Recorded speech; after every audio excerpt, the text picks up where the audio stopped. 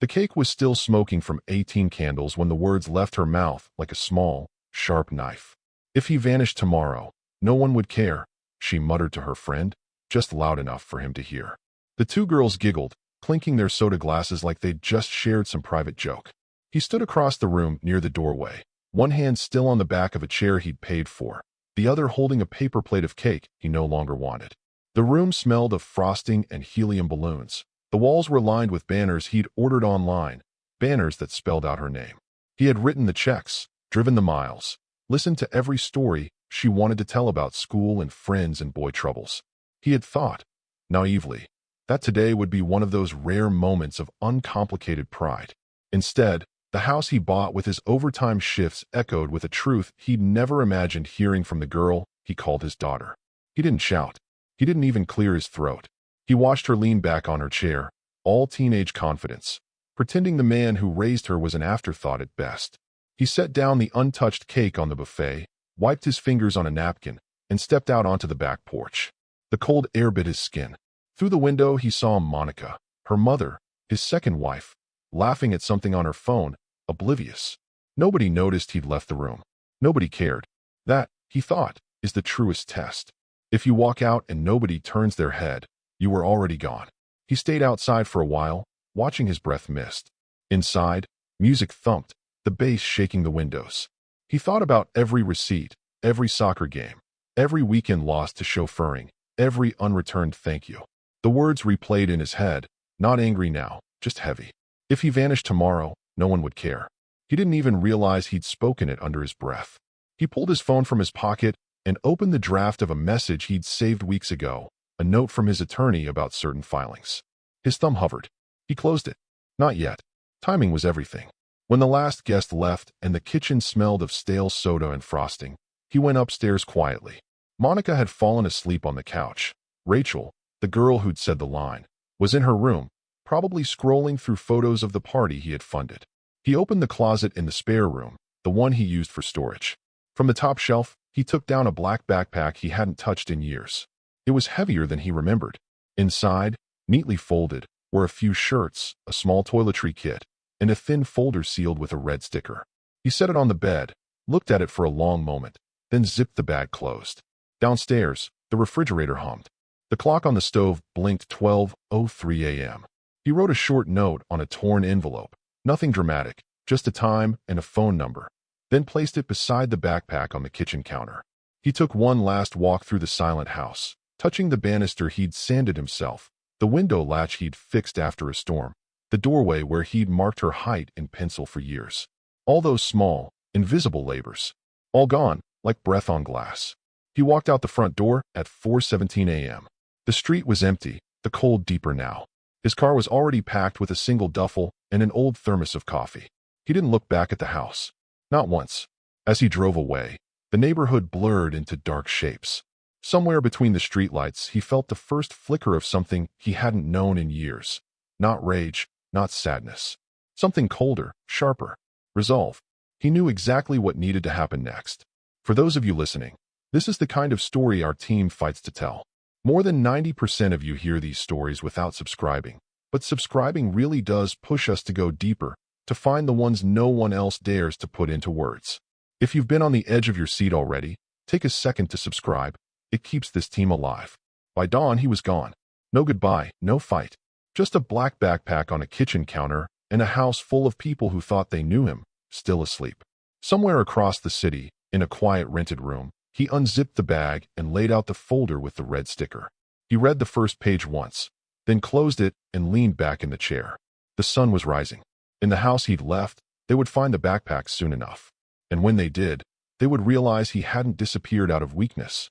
He'd vanished with precision. Monica was already annoyed before she saw the backpack. The garbage hadn't been taken out. The kitchen smelled faintly of leftover frosting, and Rachel was stomping around upstairs complaining that her phone charger was missing. Typical morning chaos, until her eyes locked on the black backpack sitting on the counter like a dead thing. Out of place. Wrong. She frowned. He never left things lying around. Ever. The man was meticulous to the point of irritating. She called out, "David?" Half-hearted. Not worried, yet. She walked to the bag and saw the note placed on top, an envelope torn in half with a time and a number scrawled in his rigid handwriting. Her stomach flipped, but not in the romantic, fluttering way she used to fake for Instagram photos. It flipped like something falling off a ledge. She unzipped the bag, slowly, like it might contain something live. There was a single manila envelope inside, sealed, but not taped. She opened it and saw a letter, typed, formal, dense with legal formatting. Top left corner, Miller, Vaughn and Keene, LLP. His attorney. Her eyes skimmed the first paragraph, and her hands started to shake. By the time she reached the second line, she was whispering, "No, no, no," like it would rewind reality. She dropped the letter. It hit the floor with a slap loud enough to make Rachel shout from upstairs. What was that? Monica didn't answer. She grabbed her phone, scrolled to his contact, and hit call. The line rang once, then again. Then voicemail. His voice was calm. "This is David. Leave it. Or don't. Beep." She didn't leave a message. Her hand was trembling too hard to even hold the phone upright. She knelt, picked up the letter, and kept reading. Her knees began to ache against the tile, but she didn't move. The second page, stapled at the top, began with a phrase that stopped her breath entirely. As of the date of this letter, I am formally withdrawing all financial and legal responsibility related to the minor known as Rachel L. Harmon, whose adoption was never finalized. It felt like the floor under her cracked. Because that line, that wasn't just lawyer fluff. He knew. He knew about the paperwork she never filed, about the notary she never visited, about the forged signature she'd panicked into copying when the state forms overwhelmed her 8 years ago. She'd always told herself she'd fix it later, that it was just a technicality, that if he loved Rachel like he said he did, it didn't matter what the state thought. But now it mattered. Oh, it mattered.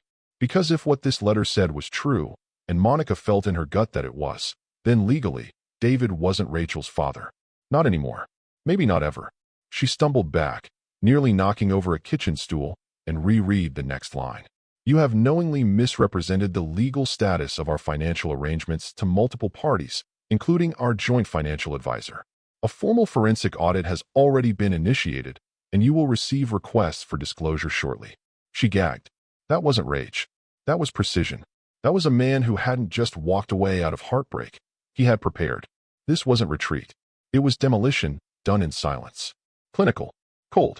She realized now that his quietness the past few months wasn't sadness. It was calculation.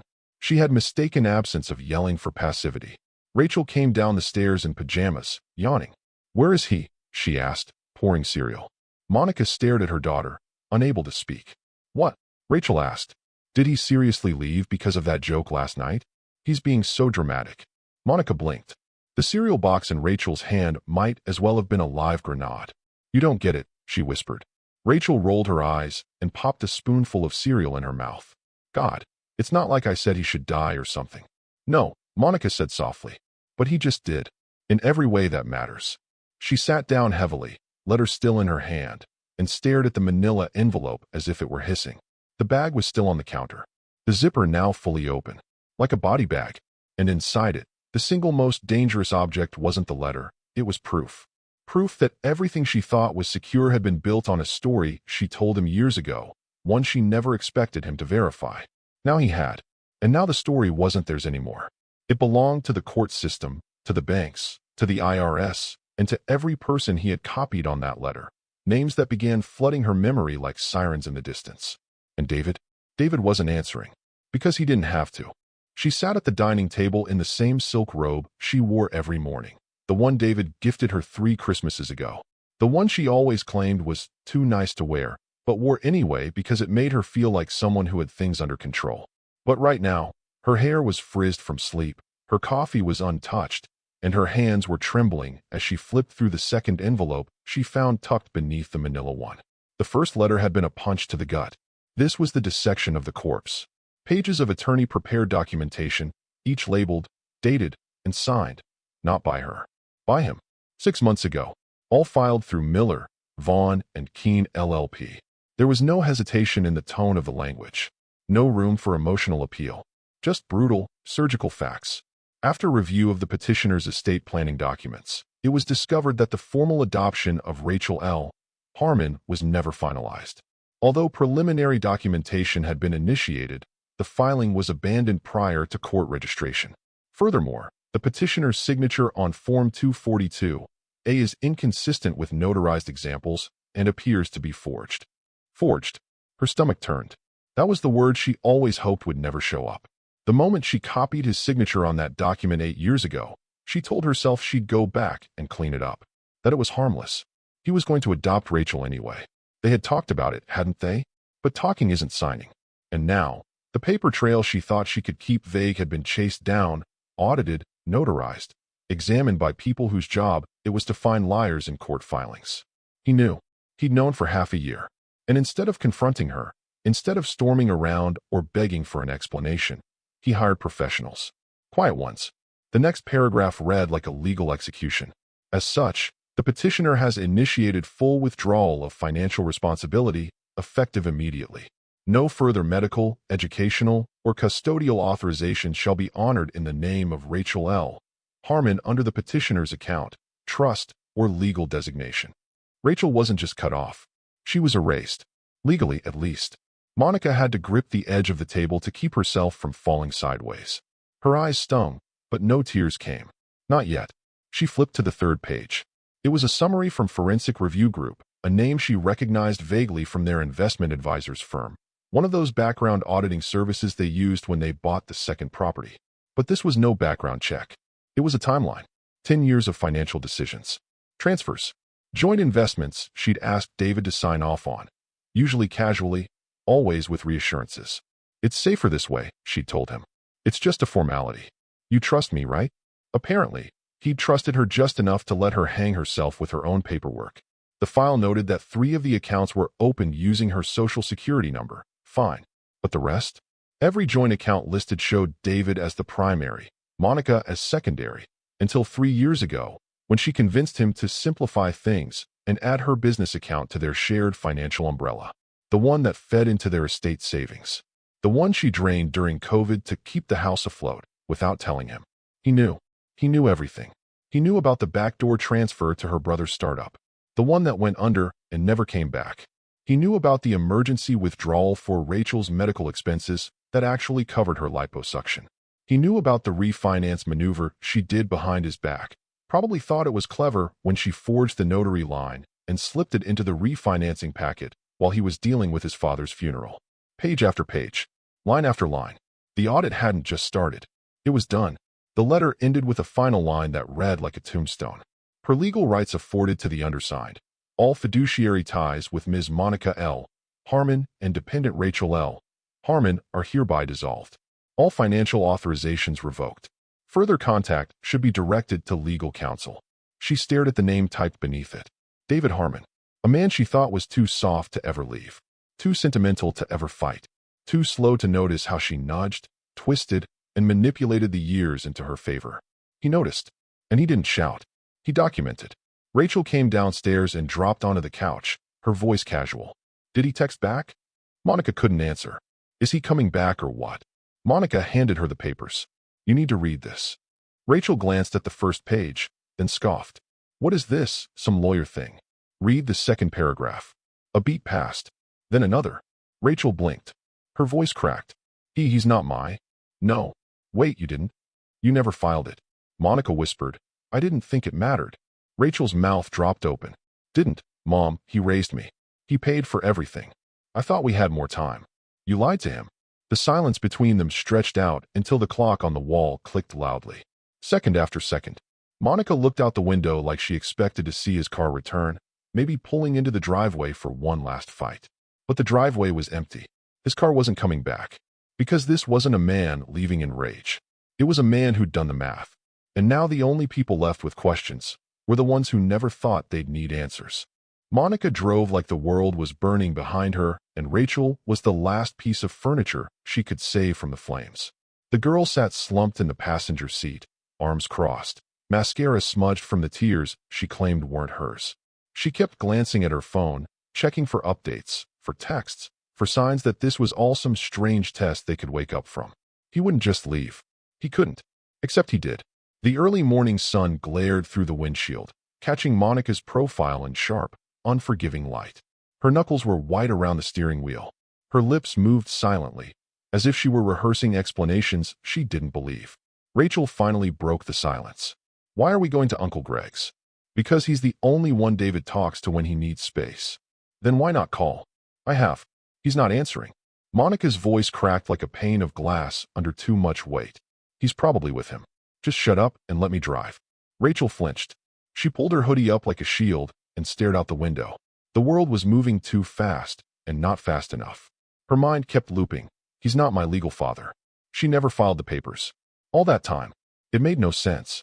He was there for every scraped knee, every dentist appointment, every AP test meltdown. He was the one who stayed up with her during food poisoning. He made her those weird congratulations pancakes with confetti sprinkles when she got into college. And now? Now she wasn't his. They pulled up to Greg's house, a small brick rancher with a sloping porch and a yard full of garden gnomes that David once called a cry for help. Monica was already out of the car before the engine stopped. She pounded on the front door, hard and fast, like urgency could resurrect trust. No answer. She banged again, angrier now. Greg, I know you're in there. Still nothing. Rachel got out reluctantly, wrapping her arms around herself against the morning chill. She watched as her mother paced in front of the door like a cop in a bad TV show. When Monica finally stepped back, she noticed the curtain in the side window twitch, just for a second. He is in there, she hissed. Then maybe he doesn't want to talk to you either, Rachel mumbled, instantly regretting it when her mother's eyes snapped toward her like bullets. Get in the car. No. Rachel. No. Her voice cracked, but it carried. You dragged me here. You lied to both of us. And now you want me to just get in the car like nothing happened? No. For a moment, Monica looked like she might slap her. But she didn't. She just turned and walked toward the car alone, shaking with something deeper than rage. Something more dangerous. Powerlessness. They drove in silence again, the air between them growing heavier by the minute. When Monica tried calling David's office, the line rang 3 times, then dropped. She called again. Same result. On the 3rd try, she got a robotic voice. This number is no longer in service. Rachel whispered. He shut it down. Monica didn't reply. She couldn't. The man who once couldn't figure out how to attach a PDF to an email had quietly dismantled his entire digital footprint overnight. Office number? Gone. Personal cell? Voicemail. LinkedIn? Deleted. Even their shared Dropbox folder for household receipts now showed an error message. He was gone, and not just physically. He had erased himself from their lives with the precision of someone who had planned this for months. Maybe years. Their last stop was the attorney's office. Not his attorney, their attorney. The one they'd both seen together when setting up the trust funds and the estate planning and the endless conversations about wills and contingencies. The same lawyer who used to chuckle when Monica joked about David being too honest to survive in modern marriage. She marched through the front door of the office with Rachel trailing behind like a ghost. The receptionist looked up, blinked once, and then quietly disappeared into the back. Monica clutched her purse like it might explode. Tell him we're not leaving until he speaks to us. But it wasn't the receptionist who returned. It was Sam, their attorney, gray-haired and stone-faced as ever. He didn't wave, didn't offer pleasantries. He just said, "You're not going to like this." Monica narrowed her eyes. "Where is he?" Sam didn't answer. Instead, he slid a sealed envelope across the desk. "I was instructed to give you this when you came." Rachel grabbed it first. "What is this?" Sam shook his head. "Instructions. That's all I'm authorized to say."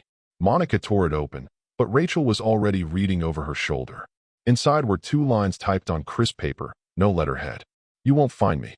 You'll receive what you need, soon. In the meantime, remember, the silence is the answer." Rachel looked at Sam, then her mother. What does that mean? Monica just sat there, defeated, silent, because it meant that David hadn't simply vanished. He'd engineered his absence, and no amount of shouting, searching, or guilt would bring him back until he decided it was time. And judging by the stillness in Sam's expression, David wasn't planning on coming back at all. The silence in the house was starting to throb. The kind of silence that feels loaded, like the walls are listening.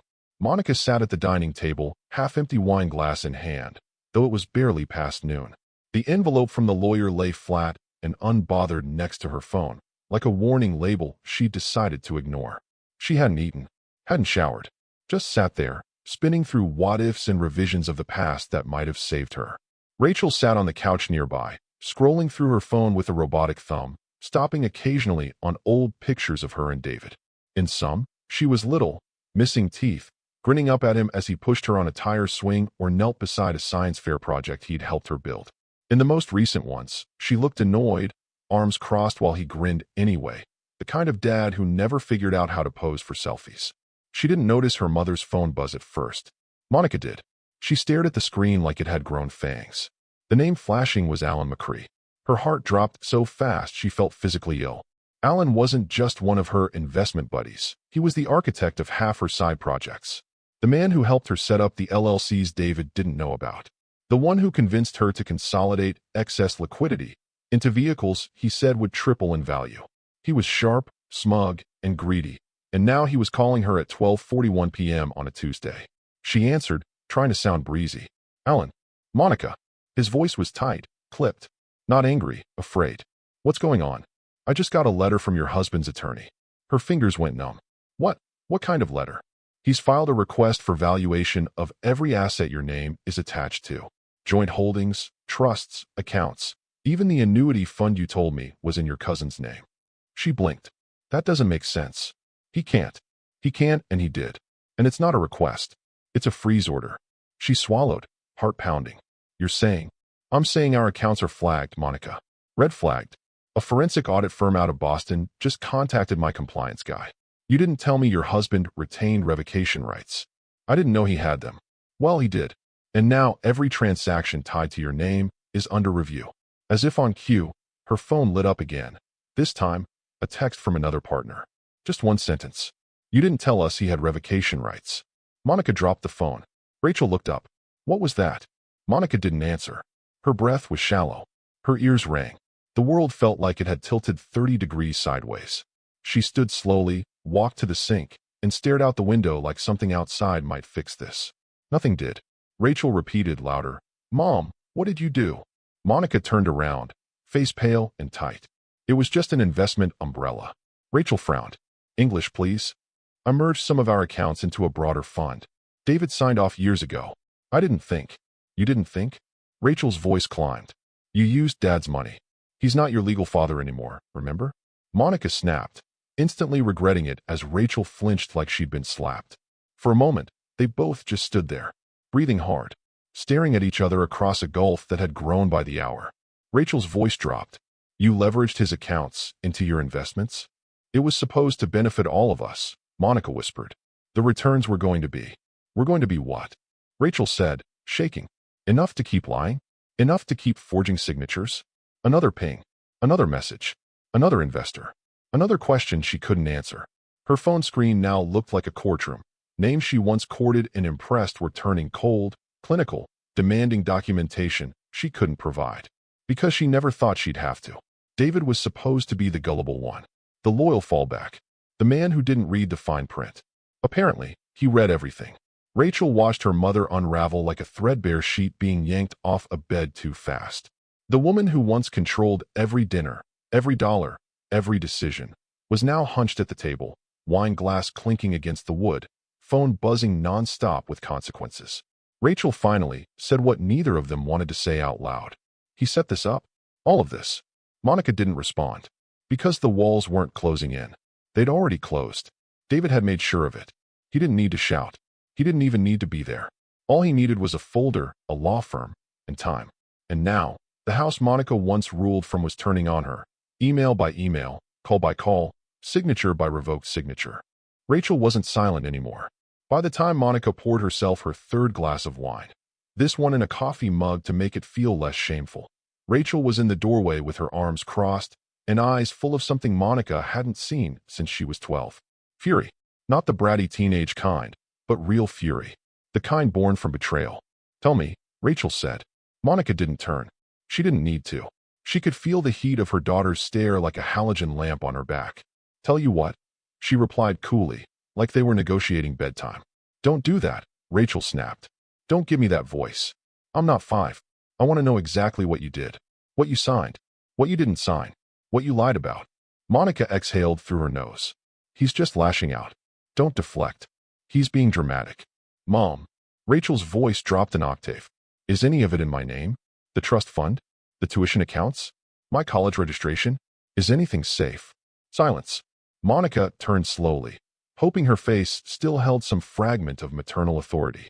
Rachel, listen. He would never actually take anything from you. He's hurt. That's all this is. Rachel stepped forward. You didn't answer the question. I just did. No, Rachel growled. You dodged it. Just like you dodged filing the adoption. Just like you dodged every question he ever asked you about those joint accounts. I did what I had to do for this family, Monica snapped.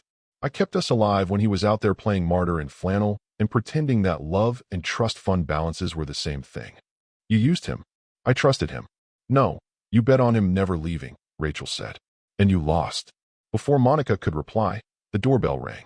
They both froze. No one had come by the house since yesterday. The silence had been uninterrupted, eerie, as if the world had already sentenced them and moved on. Monica moved toward the door, then stopped. A white sedan idled in the driveway, no logos. A man in a gray jacket stepped out, holding a courier envelope. He didn't speak, just handed it to Monica, had her sign a tablet, and walked away without eye contact. She stared at the envelope like it might be a bomb. Rachel was already beside her, ripping it open. Inside were 5 sheets of paper. The first was a summary sheet titled, Financial Guardianship Status, Termination Notice. Rachel read aloud, her voice trembling. Effective immediately, all financial commitments previously allocated under custodial designation to Rachel L. Harmon are hereby revoked. The next few lines moved fast. Tuition prepayment plan, canceled. University financial assistance request, withdrawn. Health insurance coverage, nullified as of 12:01 a.m. Power of attorney, expired. Rachel's hands began to shake. The second page was worse. A notarized declaration, legal seals glowing red from the scan. Subject, Rachel L. Harmon. Status, former dependent. Legal custodianship, terminated. Filed by David Harmon. Date of signature, 2 weeks ago. She stopped reading. Or maybe her brain stopped letting her. It all blended together now, lawyerese and numbers, and the kind of bureaucratic language that doesn't just end a relationship, it erases it. Rachel turned slowly toward her mother. You knew this was coming. No, Monica said quickly, too quickly. I knew something was happening, but not this. You let me walk around this house, Rachel hissed. Like I was safe. Like I had a future. Like my name meant something. Rachel, we can fix this. With what money, Mom? She spat. With the fake LLCs? With the accounts he froze? With your wine budget? Monica's face cracked. For a moment, she looked ready to sob. But then she didn't. She held the tears like a badge, refused to fall apart, even as the house crumbled around them. I'll talk to him, Monica whispered. He'll listen to me. He just needs. He already listened. For 18 years. He's done listening. Rachel took the documents and walked to the kitchen. She laid them out on the counter, one by one, like they were evidence at a trial she never agreed to attend. Then she opened her laptop. She logged into her university account. Access denied. She opened her health insurance portal. Account no longer active. She opened the trust portal. Error message. 3 tabs. 3 walls falling at once. She closed the laptop and looked at the photo on the fridge. Her and David. Her 8th grade graduation. His arms around her like she was the center of gravity. She took it down and stared at it. Then, voice flat, he didn't just leave. No, Monica said, hollow. He removed the foundation and let the house collapse. Rachel whispered, and I was standing on the top floor. Neither of them spoke after that. Because what was there to say? Everything that felt secure was never real. And now, the only thing left was the sound of something breaking. Quietly, permanently, from the inside out. Monica's thumbs hovered above her phone like they might catch fire if she pressed send. Her contact list was open, dozens of names, familiar and once dependable. Most were people who'd laughed at her table, eaten meals David cooked, smiled at her daughter's school plays. And now, one by one, they were becoming ghosts. First, she tried Alan again. Straight to voicemail. Then Greg, the brother who always answered, even when David didn't want him to. Nothing. Then Cheryl, the woman from church who once called David the most patient man she'd ever met. Her phone rang once, then silence. She opened Facebook Messenger in desperation, firing off 4 messages to acquaintances from David's office softball team. No one replied. It was as if the minute he disappeared, he'd carried his entire social universe with him and left her floating alone. Rachel sat nearby on the floor, cross-legged, flipping through old photo albums. No makeup, no phone, just a slow, unsteady rhythm of page turning, like she was reading the autopsy report on her childhood. Monica refreshed her inbox. Nothing. Then a text came through, not from someone she expected. It was from Julie, a woman from their old couple's dinner group. They hadn't spoken in years, not since that weird night when Monica drunkenly accused Julie of hitting on David with her cucumber salad. But Julie had been around long enough to know David's habits. Her message was brief. He's safe. He's staying with someone. Monica's fingers moved so fast they fumbled over the screen. Who? Where? Tell him Rachel is falling apart. I need to speak to him. Please. Julie replied 1 minute later. He said to tell you. The silence is the answer. Monica stared at the screen until the words blurred. Her hand lowered slowly into her lap like it no longer belonged to her. Rachel hadn't said anything yet. Not for over 30 minutes. Monica turned to look at her daughter, expecting anger, or worse, more questions. But Rachel just sat there, the old family album spread across her knees. The page was open to a beach trip from years ago. David was holding her in the air, spinning her like she was made of air and laughter. Her little arms were flung out, her mouth wide in a scream laugh. David's eyes were squinting from the sun, but the smile? That smile was full. Rachel reached toward the plastic sleeve in the album. There, stuck just beneath the edge of the photo, was a yellow sticky note. The handwriting was unmistakable, blocky, neat, deliberate. She peeled it off and read it aloud in a whisper. She called me her real dad that day. I knew it wouldn't last, but I still hoped. Her voice caught. Her hands shook. She blinked too many times for someone not crying. Monica froze. What did you say? Rachel didn't answer. She reread the note, holding it delicately, like it might disintegrate in her fingers. Her lips trembled, not just from the words themselves, but from the memory of that day. She did call him that. They'd been on the pier. She'd just won a rigged stuffed animal from one of those impossible claw machines, and he carried her on his shoulders. She remembered yelling to the sky, "You're my real dad." He'd said nothing, just laughed. But he'd remembered. And now she understood, he'd hoped. Despite everything, despite Monica, despite being sidelined, humiliated, and ignored, he'd held on because Rachel gave him something to hold on to. Until she didn't. Rachel whispered, he wasn't cold. Monica glanced over. What? Rachel's eyes were glassy now, jaw clenched. He wasn't cold. He was consistent. He never yelled. He never lied. He just waited. And we didn't notice when he stopped. Monica wanted to argue. Wanted to say David had always been passive, that this was just another one of his dramatic disappearances. But she couldn't, because she knew what Rachel meant. This wasn't abandonment. This was the final boundary of a man who spent years swallowing disrespect, rewriting betrayal into excuses, and quietly logging every instance of being second-guessed, overruled, dismissed. And when he left, he didn't slam a door. He turned off the lights, locked the accounts, and left behind the truth. Rachel held the sticky note close like a relic. She turned to her mother. He hoped. I killed that. Monica opened her mouth, but the words didn't come. What could she say? That Rachel was just a child? That it wasn't her fault? She couldn't even believe it herself. The album stayed open on the floor. One frozen memory after another. All the moments Rachel once thought were automatic, college, healthcare, the safety net she never imagined needing, were now conditional. Gone. And somewhere out there, the man who gave her all of it was sitting in silence. Not angry, just done. The receptionist didn't even look up when Rachel entered the glass-paneled office. The sound of the door chiming felt out of place, cheerful, almost like it hadn't been silencing people all week. Rachel stood just inside the threshold, her hoodie still damp from the drizzle outside, sneakers squeaking faintly against the polished floor. Her fingers tightened around the frayed strap of her tote bag. There was no plan, no speech, just a mounting pressure in her chest that had nowhere left to go. The receptionist finally looked up, middle-aged, hair pulled back in a bun so tight it looked like it hurt. The nameplate read Kathy, and Rachel recognized her from the estate meetings. She was the kind of woman who once offered Rachel hard candy from a crystal bowl and called her sweetheart. Not today. Hi. Rachel croaked, trying to clear her throat.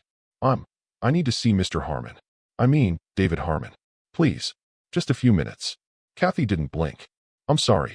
Mr. Harmon's not seeing visitors. It's important. Kathy stood. She didn't argue. Didn't ask for an explanation. Just walked calmly into a back room. Rachel stood frozen in the lobby, her heartbeat so loud it sounded like traffic. She expected a long wait, maybe a cold denial. But Kathy returned within 2 minutes. She was holding a plain white envelope. No markings, no stamp. Just Rachel's name typed on the front in bold serif font. Her name looked strange in print like that, like a name on a case file or a tombstone. Kathy handed it to her gently. He left instructions, she said. If you came in, I was to give you this. Nothing more. Do you know where he is? Rachel asked. Kathy hesitated, then softened. He said, she's smart. She'll know enough not to try and follow. Rachel took the envelope. Her hands were trembling again. Did he seem okay? Kathy smiled. Not warmly, not cruelly, just quietly. He seemed at peace. Rachel nodded, lips tight, and stepped out without another word. The rain was light, more mist than storm, but she ducked into the stairwell outside the office. The metal steps were cold and slick beneath her. She sat halfway down, back against the concrete wall, and stared at the envelope. She didn't open it right away. She studied her name like it might answer a question she hadn't formed yet. Then, with a deep breath that came out shaky, she tore the flap. The letter inside was one page. No handwriting. Just clean, professional type. The kind you'd expect from a report, not a goodbye. It read, Rachel, you were never the mistake. I was. For believing love was enough. For thinking showing up every day would matter more than paperwork, than titles, than legality. For convincing myself that patience was the same thing as progress. You were a child. I was the adult. I stayed. I gave what I had. I believed that would be enough. I was wrong. You owe me nothing. But know this. I never stopped hoping you'd see me. Even when you didn't. Even when you said what you did. Love without recognition is erosion. Eventually, it wears through. This is the bottom of it. D. Rachel stared at the letter for a long time. The words didn't hit like lightning. They landed like bricks, one after the other, burying her. Her breath came out in tiny gasps now. She clutched the page against her chest like it might disappear, like she could shove it into her ribcage and patch the hollow place. She whispered, I didn't mean it. The stairwell didn't care. I didn't mean any of it. She folded forward, arms wrapped around her knees, the letter crushed against her chest. It was the kind of crying that didn't look like crying, no dramatic sobs, no wailing. Just quiet shaking. A girl trying to compress herself into something smaller than regret. She didn't remember how long she sat there. Long enough for her legs to go numb. Long enough for the letter to become damp with mist and her own tears. He hadn't condemned her. He hadn't disowned her in anger. He had done something worse. He had forgiven her. And left anyway. Rachel sat back slowly and stared upward toward the gray sky bleeding through the iron staircase. There was no villain here. Not really. Just a man who gave more than he had. And a girl who learned too late what that meant. The call was made from the back porch, Monica's favorite spot in the house. Or it used to be. The string lights above her buzzed faintly, half the bulbs burned out. The cushions were damp from rain no one thought to brush off. Everything felt slightly off, like the stage for a play that had already ended. The wine glass in her hand was full, uncharacteristically untouched. The phone sat on the small table beside her, David's name glowing softly on the screen. She stared at it for 20 minutes, building the courage she used to summon in seconds. It wasn't about getting him back. She knew that door was closed. Deadbolt. Torched. But she needed something. A voice. An anchor. Even a goodbye. She hit call. And against every expectation, every pattern of silence and voicemail dead ends, he answered. Hello. She froze. The calm in his voice was worse than anger. Anger meant he cared. This was different. David, she said quietly, thank you for picking up. A pause. Just long enough to make her stomach clench. What do you want, Monica? She swallowed, trying not to sound small. I'm not calling to fight. I wanted you to know she didn't mean it. Rachel, that night. It was just a stupid comment. She was showing off. She didn't. She said it when she felt safest, David said, cutting her off. Still calm. That's when the truth comes out. Monica closed her eyes. She's not herself. She was exactly herself. That's the part that hurt. His voice didn't rise. Didn't crack. It moved like water over stone, clean, unwavering, cold. She's 17, Monica offered. She says things without thinking. She said it after 18 candles were blown out. Monica. The line went quiet for a second. Not dropped. Just waiting. Monica tried again, softer now. So what do we do? You rebuild, David said. With what? Your name. Your money. Your signature. The words landed like bricks. There was no sarcasm in them. No venom. Just reality. He continued. You spent years asking for independence. Remember? You wanted your own thing. You said it often. You wouldn't understand, David. You've never had to be the one who builds. Well, now you are. Her throat tightened. That's not fair. It's accurate. She shifted in her seat, looking out at the backyard, overgrown, weeds rising like accusations from the soil. David used to trim it every weekend. Quietly, always with gloves and a portable speaker, humming along to classic rock she hated. He never made a show of it. Just like he never made a show of leaving. You were supposed to be the solid one, she whispered. I was, he said. She didn't expect that. She expected denial, defense. But he gave her none. I stayed longer than I should have, he continued. I hoped harder than I was allowed to. And when I finally stopped hoping, I left with dignity. You'll never have to worry about scandal, or rumors, or lawsuits. Then why does it feel like punishment? Because it is, he said flatly. But not from me. From the truth. She squeezed her eyes shut. You still love her. I know you do. I do, he said. That's why I left. That hit harder than she was ready for. Monica leaned forward, elbows on knees, head in hands. She's been crying. She's barely eating. She'll survive. Pain makes people real. Another pause. Not cruel. Not indifferent. Just unshakable. Monica forced one final question from the back of her throat. Will you ever come back? David didn't answer right away. She thought the call had dropped. Then, no. Because if I do, I'd be returning to something that already died. And I'm not a necromancer. She almost laughed. Almost. But her breath caught in her chest. His voice softened, just barely. Goodbye, Monica. Then, click. The line went dead. Not dropped. Not lost. Closed. She stared at the phone in her hand, blinking like she might will it to ring again. But it didn't. Wouldn't. Because that's the thing about men like David. The quiet ones. The reliable ones. When they finally leave, they don't slam the door. They remove themselves from the equation so thoroughly, you start questioning if they were ever really there at all. But they were. And now? Now you have to live with the absence. And the knowledge that it's permanent. The envelope came on a Tuesday. Plain white. No return address. Not thick enough to be threatening. Not slim enough to be ignored. Rachel found it wedged awkwardly in the mailbox between a community college pamphlet she hadn't requested and a past-due electricity notice. She didn't even bring it inside at first. She stood at the door, flipping it over in her hands like it might contain a trap. Her name was printed on the front. Just that. No Mississippi, no flair. No indication of warmth. She opened it on the porch. Inside, a single letter on thick legal stock, bearing the seal of Miller, Vaughn, and Keene LLP. Her stomach turned. She didn't want to read it. But she owed it to herself to finish this, whatever this was now. It wasn't what she expected. It wasn't another severance. It was a declaration. A trust had been created. The silent father's trust. She blinked. Read it again. Then again. Her pulse slowed as the text registered line by line. The Silent Father's Trust is a nonprofit legal initiative created to support men in financial and custodial limbo due to unfiled adoptions, forged authorizations, and family-based financial coercion. The trust will offer legal counsel, audit support, and emotional aid for men who have silently carried the weight of fatherhood without legal recognition. Rachel's hands trembled. The next paragraph outlined a funding pool. Initial deposit, 7 figures. Entirely funded by the dissolution of 2 prior estate accounts. The ones she always assumed would one day have her name on them. They didn't. Not anymore. There was a note attached at the bottom of the legal documentation. Not typed on a separate page, but written into the cover letter, like a whisper tucked into the folds of a will. Your father didn't disappear. He just stopped fighting for someone who threw away his name. Rachel sank to the porch step. Her legs folded beneath her like they'd forgotten how to hold her. She reread the sentence over and over until the ink blurred. He didn't vanish. He reallocated. He redefined what legacy means. And he did it without her. Inside the house, Monica's voice filtered faintly through the cracked window. She was pacing again, talking to someone about a property tax delay, using the same clipped tone she used to reserve for customer service agents and David when she thought he was being too sensitive. Rachel could still remember the way her mother used to talk over him during dinner. The way she would hand him forms to sign while half watching TV. The way he always looked a little tired. A little unseen. She now knew that exhaustion wasn't passive. It was cumulative.